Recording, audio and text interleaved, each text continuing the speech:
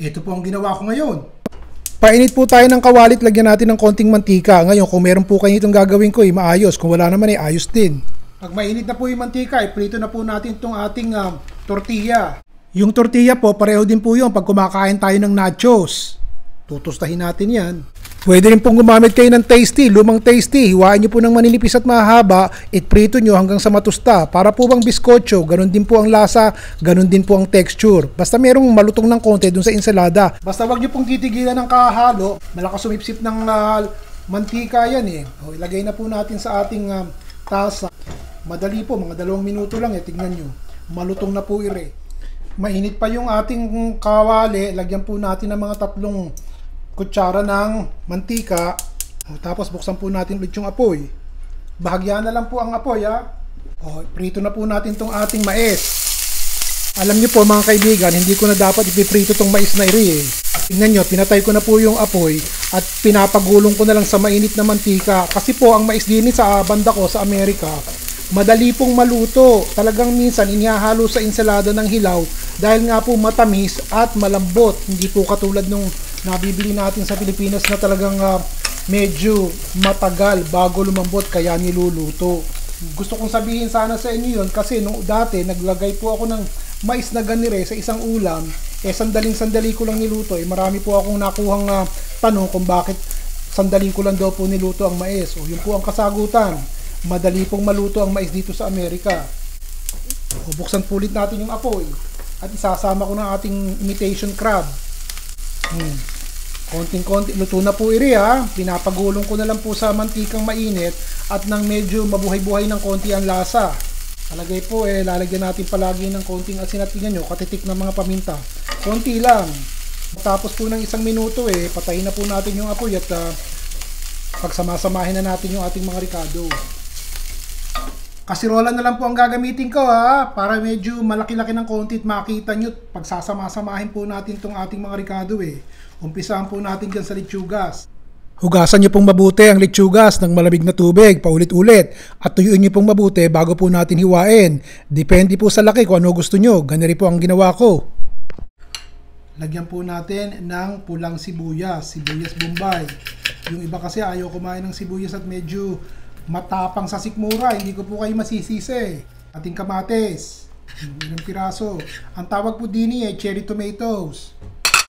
Kung wala po kayong abukado, pwedeng papaya ilagay nyo, basta hinog pero matigas. Ito pong papaya, hiniwa ko ng maliliit at nilagyan ko po ng dayap o lemon juice para hindi po mangitip. Ating abukado, ilalagay ko muna sa gilid at mamaya haluin ko at madudurog. Kung meron pong imitation crab meat, naglagay kayo. Pero kung wala naman bumili lang kayo ng barbecue dyan sa kanto. Kahit manok o kaprasong baboy, ayos na rin po. Pag malamig na po itong ating mais at saka pong ating imitation crab, ilagay na po natin. Ganun lang. May timpla na yan na asin at paminta Haluin po muna natin sandali. Dahan-dahan lang at yung ating abukado magkakadurog-durog, magkakalerot-lerot. Ayaw nyo nung ganun. Ang ensilada po'y maganda kapag malamig nyo inihahain. Huwag pong mainit. Kaya yung ating imitation crab na palamigin nyo muna. Pagkatapos po, yung ating pong dressing o vinaigrette, hindi nyo ihahalo yun hanggat hindi pa kayo kakain dahil malalabsak ang inyong ensalada. Ganito po ang ginawa ko sa paggawa natin ng dressing o vinaigrette. Basta makakuha kayo ng 2 kutsara ng dayap, kalamansi o kaya naman po'y lemon. Pagkatapos po niyan, magdadagdag tayo ng pampatamis. 1.5 kutsara po ng pulot o honey. Ang ginagamit ko po ay maple syrup, pero pwede po kayong gumamit ng asukal na pula. Lagyan po natin ng 3 pirasong bawang na pinitpit. Ito naman pong nakikita nyo, ito po ay Greek yogurt. Maglalagay po tayo ng kalahating tasa niyan. O sandali kung wala po kayong Greek yogurt o nahihirapan kayong hanapin, gatas evaporada po ang gamitin nyo. Malabnaw-labnaw lang yung gatas evaporada. Ito po'y malapot. Yun lang ang diferensya nun. Pero halos pareho na rin po ang lasa kung nanaisin nyo na gawin ito. Kasi kapag ka po merong lemon juice o kaya na may kalamansi, maasim na rin Babatihan po natin yan ng kalahating tasa ng olive oil. Ngayon, kapag ka po napansin yung medyo malapot po ang inyong dressing o vinaigrette, Maglagay po kayo ng kalahating tasa ng tubig kung gusto nyo. Pero kung gatas evaporada po ang ginamit nyo, hindi na kinakailangan kasi malabnaw na po yung gatas. Maasim na matamis at creamy po ang dating niyan. Wala pang maalat, kaya lagnan natin ng konting asin at pamintang durog. Yan na po ang kabuuan ng ating yogurt lime dressing or vinaigrette. Ito, haluin nyo muna. Ito rin po dapat malamig. Konti lang po, huwag niyong lunurin. Ganyan. Lagyan po natin ng keso. Ano mang keso meron kayo, basta maalat, ilagay niyo po. Ito po'y feta cheese. Yun. Tsaka po natin ilagay itong ating tostadong tortilla sa ibabaw. O hindi po ba?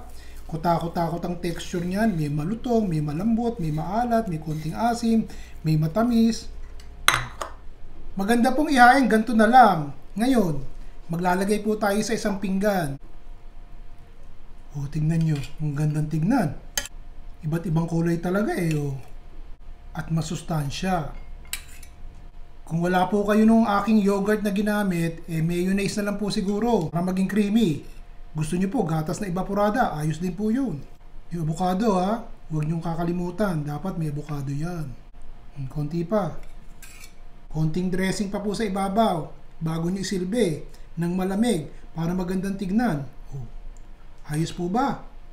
Lagyan pa natin ng konting tortilla sa ibabaw para may malutong. Kung wala pong tortilla, bumili na po kayo ng cropek dun sa kanto, sa tindahan, at ganun din po lasa niyan. Ayos? Ang mainam po siguro, itikman natin.